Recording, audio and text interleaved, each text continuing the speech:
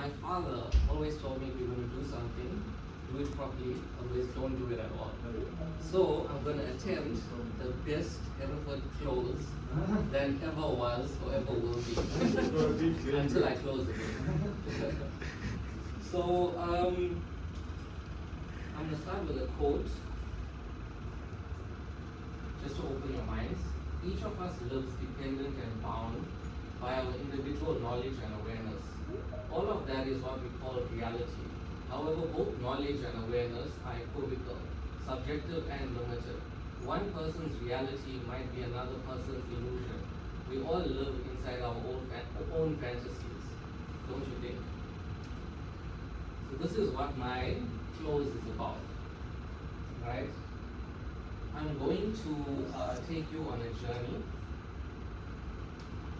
right? A journey that challenges how we see ourselves and the world around us. So I ask that you keep an open mind. Much of what we'll explore is grounded in established science. Some aspects are still theoretical. However, many of these ideas cannot be easily disproven. And all of them invite us to think bigger about our power to shape experience. I've also prepared like one-pager handouts. If any of you find it interesting, you can take one. Okay, so I'm going to talk about my favorite historical figure after Jesus, right? So his name is Giordano Bruno, a man who dared to see infinity, right? So Giordano Bruno was an Italian philosopher born in 1548. He lived at a time when everyone believed the earth was the center of everything, that the universe was small, finite, and revolving around us. Bruno looked up at the night sky and dared to propose something radical: an infinite universe, countless suns, each with their own worlds, possibly teeming with life. He blended bold science with philosophy and mysticism. Centuries before, modern astronomy confirmed his vision. And what did the world do with someone who questioned the dominant reality? They burned him at the stake. He questioned the collective reality tunnel when it felt deeply dangerous and unsafe to do so. Remember Bruno, we'll come back to him at the end. Okay, so the building blocks of reality. Now let's zoom in, way in.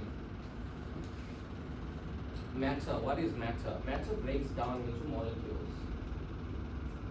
That's chemistry 101. Molecules into atoms. Atoms into subatomic particles. Right? Subatomic particles are protons, neutrons, and electrons that make up atoms, right? But what's beyond that? It's science enters the realm of theory. Specifically string theory, the idea that most fundamental level of existence, reality consists of tiny vibrating strings. Different vibrations, different notes give rise to every particle, every force, everything we experience. Vibrations like music, like sound, the universe plays itself into existence.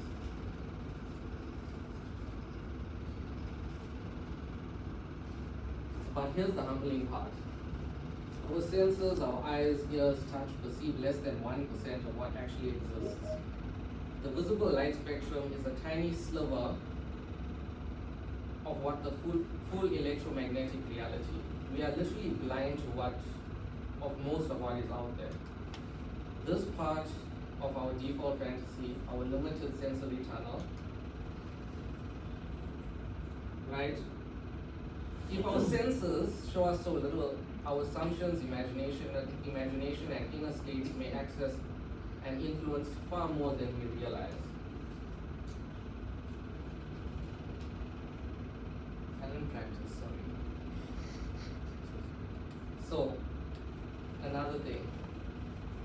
At the quantum level, the scale of atoms and particles of reality gets even stranger. Particles exist in what's called superposition. So, the famous double slit experiment shows us that the mere act of observing something changes its outcome. Observation alters what becomes real, which leads to one of the most beautiful questions in all of physics. How do objects know they are being observed? Consciousness and observation are not passive, they are active. They shape what becomes real. This leads to an idea that might sound like science fiction, but has seriously been proposed by some of the world's top philosophers and scientists. It's called simulation theory. So, simulation theory suggests that what we experience reality could be as a core computer simulation, like an extraordinarily advanced video game. In games, the environment only generates when the player is looking at it. So so that happens because the computer is saving computation costs, so that resources are not being used unnecessarily. This mirrors quantum superposition. Possibilities only collapse when it is being observed. So if reality is observer dependent, rendered based on where we direct our attention and our consciousness, then what you consciously focus on, assume, and feel may literally determine what gets created in your experience. Okay. So the next, now we get to you, your mind. Every thought you have generates a real electrical impulse in your brain. You are literally creating something from apparent nothing. Moshe Feldenkrais, one of the great movement and mind educators of the 20th century, said it perfectly. The purpose of the nervous system is to organize chaos. Your mind takes an overwhelming flood of mostly invisible input and turns it into a coherent experience. Here is the challenge. Studies suggest that around 95 to 98% of our daily thoughts run on subconscious autopilot, patterns we absorbed early in life, and most of us never question our reality tunnel. The nervous system protects us from the discomfort of what's called dissonance. The definition is there. That uneasy clash when new ideas challenge our existing model. Questioning the tunnel feels unsafe. This is why the paradigm shift feels threatening, and also why, when we do shift, everything changes. And this is exactly what I'm about to share becomes your most powerful tool.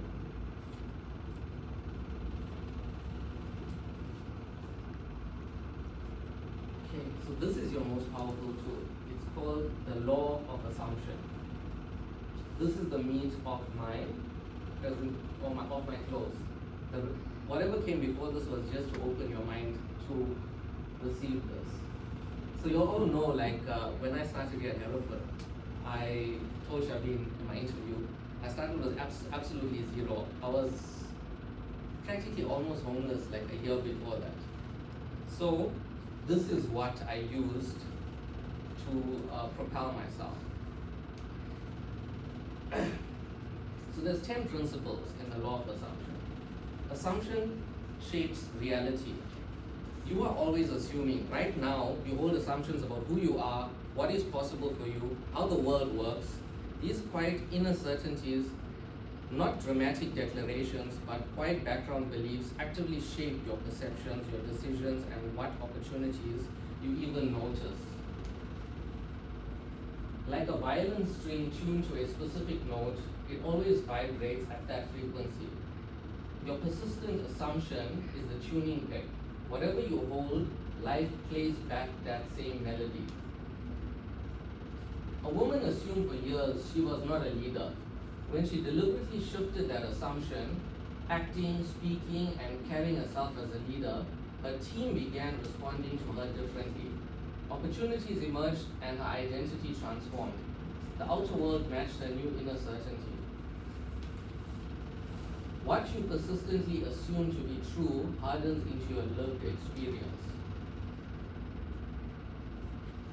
So principle number 2, the wish fulfilled. The most powerful shift is this. Stop standing outside your desire, looking in, step inside it, feel the relief, the joy, the natural confidence of someone who already has what you want. Imagine the relief of finally landing your ideal role. Do not imagine applying, imagine arriving at the office on your first day, the handshake, the sense of belonging, that feeling of natural ownership is the wish fulfilled. A man wanted a career breakthrough. Instead of visualizing the interview, he imagined the phone call from a trusted mentor congratulating him. He held that feeling of delight and gratitude nightly. Within weeks, through a chain of natural events, exactly that call arrived.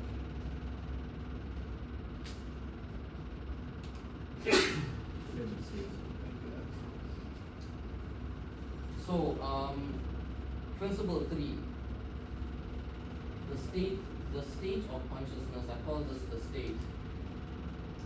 A state of consciousness is a cluster of feelings, beliefs, and self-perception you inhabit at any moment.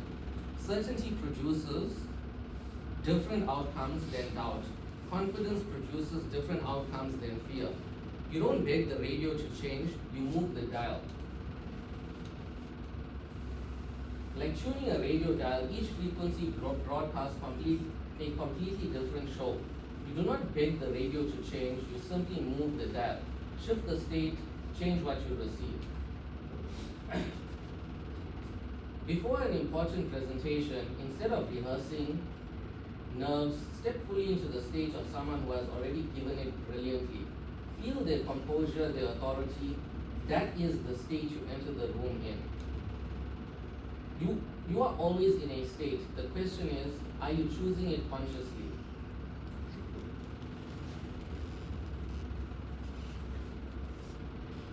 Imagination creates reality. Every physical thing in this room, this building, this technology, every career breakthrough began as an image in someone's imagination. Directed, vivid, feeling engaged. Imagination is more powerful than effort applied in the wrong direction.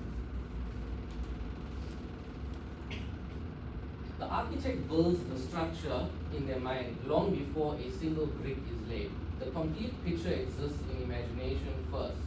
The building is simply the imagination made physical. You are the architect of your life. An athlete before a race does not hope to win. They run the perfect race in full imagination. The feel of their stride, the crowd, the tape breaking. Studies consistently show this mental rehearsal improves physical performance as powerful as physical practice.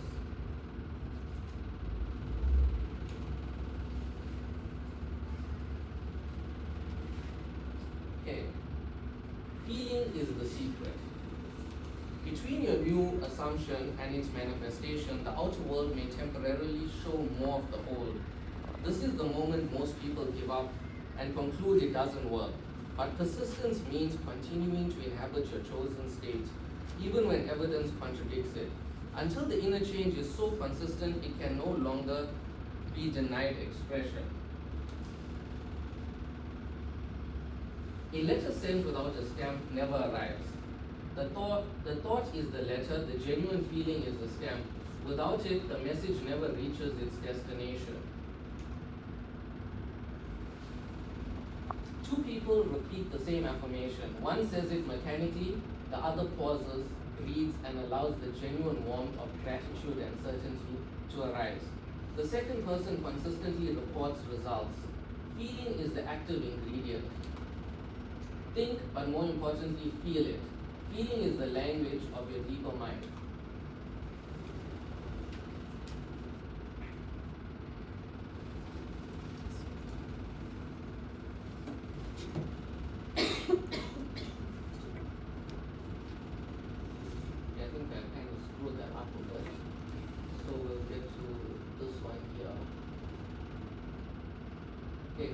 So, intellectual belief alone is not enough. Your deeper mind, the vast subconscious that runs 95 to 98% of your life, does not respond to logic. It responds to feeling. The emotional charge, the genuine inner conviction, is what bridges through to a result. When you generate authentic feeling of the wish fulfilled, not forced but natural and peaceful, you impress the reality into the deeper layers of your being. Okay, so this is feeling is the secret. And then the next one is what I spoke about, persistence. Okay, so I did explain this. So the analogy for persistence is a candle lit in a dark room does not negotiate with the darkness, it simply holds its flame. The room has no choice but to change. Be the candle. A founder assumed the company was already thriving. She felt it, spoke from it, made decisions from it. Even during the months, nothing externally confirmed it. The team around her began to match her certainty. Investors noticed the breakthrough came precisely when assumption became unshakable.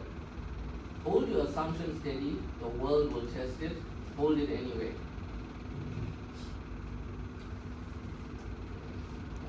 Consciousness is the only reality.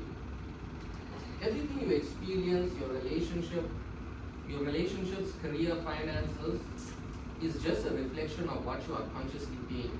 Consciousness is not just inside your head. It is the field from which your personal reality emerges. Change what you are conscious of, and the outer world must eventually conform. A projector does not fight with the screen, it simply changes the film. You are the projector, the world is the screen. What film are you running? Someone spending years trying to change external circumstances found no relief until they shifted what they were conscious of being. Within months, the same people, the same office, the same environment began reflecting back an entirely different experience. Nothing changed outside, everything changed inside first. The outer world is not the cause of your experience, it is the effect of your consciousness. Live in the end.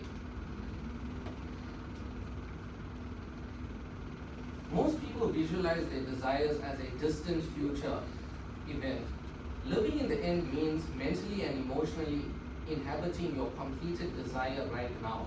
You don't watch yourself achieve it, you think and feel from the perspective of already having achieved it. This subtle distinction collapses the distance. You do not navigate to a destination by staring at where you started. You think from your destination. You look back and see the road already traveled. The GPS of your consciousness needs your arrival point set, not your current location. Instead of, I hope to close that deal, your inner world says, we've closed it. What a great outcome. Now plan the next steps. From that completed perspective, your energy, your language, your actions all align with the done deal, and people around you feel it.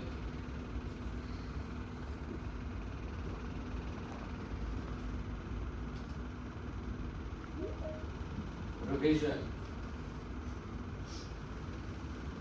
Revision is the practice of mentally rewriting events that did not go as you would have wished, replaying them in your imagination as they should have been.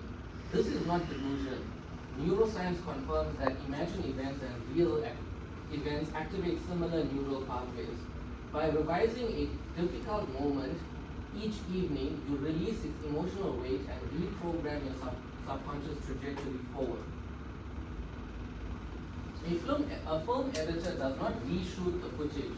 They simply cut, rearrange, and replace the scenes in the edit suite. The final cut bears no resemblance to the raw footage. You are the editor in your own story. After a meeting that went poorly, instead of replaying the failure before sleep, you close your eyes and replay it exactly as you wished it had gone. Your words landing perfectly, everyone engaged, leaving with the energy. Do this consistently and watch how future similar events begin to match your revised version. The past is not fixed. What you mentally revise today reshapes its influence on your tomorrow. So the 10th and most powerful principle is the I am identity. I am is the most powerful declaration in existence. What follows I am, you become. Your I am is the way you complete the sentence. I am, in your inner conversation, is the foundation of your entire reality. I am tired, I am not good enough, I am unstoppable. I am the kind of person who attracts opportunities. Whatever you assume yourself to be, reality will organize around that identity. Change your I am, and everything that flows from it must change. This is the root. All other principles flow from here. The river flows in the direction its source points. Your I am is the source. Every experience in your life is downstream water. To redirect the river, go back to the source. A professional began each morning declaring internally with genuine feeling, I am someone people trust. I am someone who brings insight and value. Within a quarter, unsolicited colleagues were recommending him for leadership roles he had not applied for. The identity shift proceeded and caused the external shift. I am is the most powerful declaration in existence. What follows it? You become.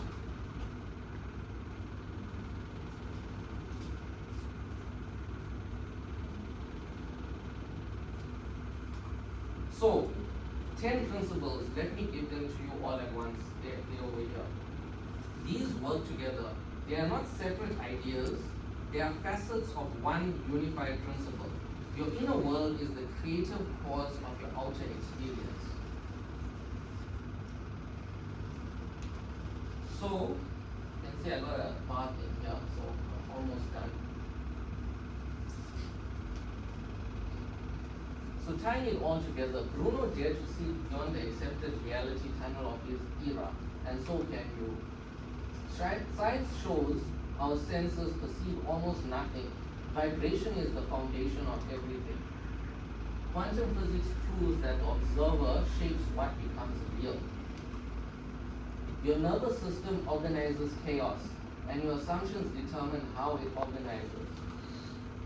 The law of assumption is a practical tool to consciously direct all of this. You are not a passive observer. You are the observer that collapses possibilities into reality. So if you incorporate everything we've explored today, Bruno's courage to vision beyond limits, the vibrational nature of reality hidden beyond our senses, the quantum observer effect, the nervous system that organizes your chaos, and the 10 principles of the law of assumption, this is what you will become. A positively inspirational and motivating person. Everywhere you go. I dub this pump mentality. Master this and become a top G, as our CEO Michael B says. And if Giordano Bruno had operated with this top G mentality and he was a pump, perhaps he would have been burned at the stake. Thank you for listening.